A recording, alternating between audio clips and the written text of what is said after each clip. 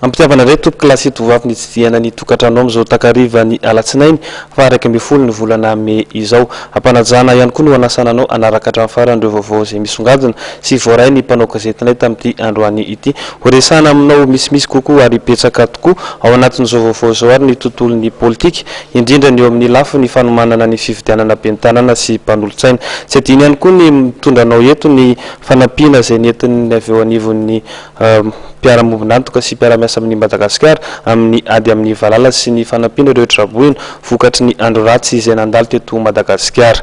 Tontolon'ny politika avy hatrany ary isan-tarantsika ny fotoanantsika. Miankapeo ireo mpitarika politika eo anivon'ny vondrona Alliance Républicaine de Madagascar na Armada ary namoaka fanambarana iraisana ny faran'ny herinandro lasa teo. Nandefa fampitandremana iala tsy handray anjara amin'ny fifidianana moa izy ireo. Teo jerentsika avy hatrany ary ny sary. Mety ala amin'ny fiatrehana izay fifidianana izay ireo mpitarika politika dimy ao anatin'ny Alliance Républicaine de Madagascar na ny Armada noho ny tsy fankasitrahana ny fihetsika sy ny fomba fikarakarana ataon'ny gouvernemanta sy ny Senita. Tao anatin'ny fanambarana iombonana ny iarahan'ny Andry Rajoelina avy amin'ny Mapara, Camille Vital Iaraksika, Jean-Louis Robinson Atokoavana, Adzo Andriananarivelo en VPM MMM ary Sara Georges Rabearso mpitarika ny asin'ny Madagasikara. Dia teboka telo lehibe ny voto atao amin'ny fitakiana izy ireo. Famitrahana ny anarana sy ny sarin'ny kandida eo amin'ny bilita tokana. Fitakiana nataon'ny Armada vokatry ny tsy fankasitrahan'izy ireo.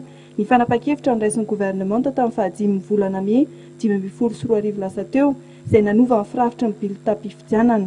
Mitaky ny Armada tao anatin'ny fanambarana ny tokony hiverenan'ny gouvernemanta amin'ny fanapa-keviny io satria iverin'izy ireo fa fanasarotana fikarakarana ny fifidianana ny fisihana ny fampiarana izany. Eo amin'ny dia paipaika isan-karazany ataon'ny zareo eo amin'ny fanakanana sy fanasarotana ny fizorana mandeha amin'ny lalana fametrahana ny demokrasia eto Madagasikara zany.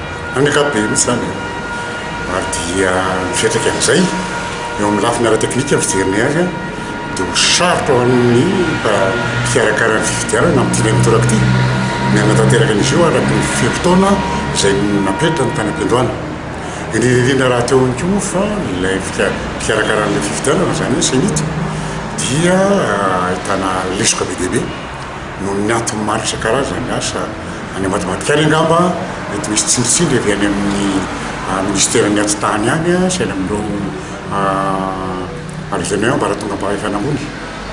Anika na zareo aza tsapanay any amin'ireo ratsa mangaika ny Senita manera Madagasikara fa tsy fatan'izay ho teneniny aman'olona izay marina amin'ireo kandida tonga ao zany na ny aty amin'ny ivoketra na ny any amin'ny ratsa mangaika ny Senita na ny any amin'ny CED dia tsapa fa samihafa ny teny lazainy amin'ireo kandida tonga manatona azy. Anika manano sarotra tanteraka mihitsy ny fametrahana ny atota taratasy ny pilatsa-pifidiana. Fa ny zava-misy zao indray zany zao dia ny hoe hoan'ireo olona efa nandolo hetra dia tanjaka sambonzy misy zany dia niova izy zany zao asa ahoana indray mikasika ny volona efa nihoatra nalohany iny raha oharina ny kandida hafa zany zao mbola fantanapetraka fe zany rehetra zany dia misy fiatraikany tanteraka mihitsy amin'izay mety hosotra fandeha amin'ny fifidianana fotoana zao ilay fitaovizao zany eo amin'ny lafiny fitondrana ray zay fa eo ihany ihany koa indrindra ireo paipaika maloto atao ny ambaratonga-pahefana samihafa. Ankoatra izay, mitaky ihany koa ny Armada ny ametrahana ny voamera mahaleo tena amin'ny sahanan'ny fifidianana isolon'ny Senita Ampernas izay efa tapitra amin'ny fehim-pitom-piasan'ny Senita. Isan'ny kian'ny Armada ao anatin'ity fanambarana ity ny fanitsahana ny lalàna velona.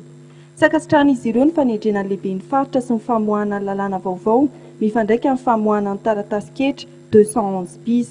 Toy izany koa ny famoahana taratasy fitany satsazy ho an'ireo kandida mirotsaka ho vidiana.